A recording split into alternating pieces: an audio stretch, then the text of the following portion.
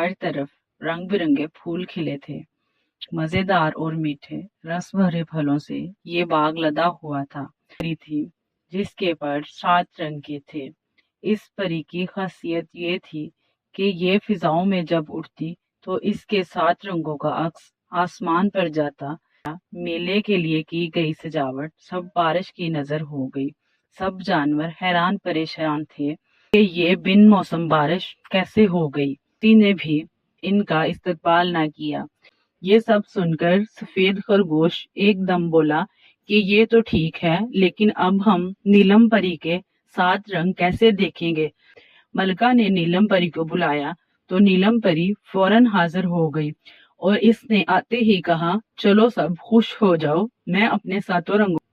یہ کہہ کر نیلم پری نے پرواز بھری اور فضا میں لال رنگ کے عجیب و غریب خاکے بنائے، پھر ہرا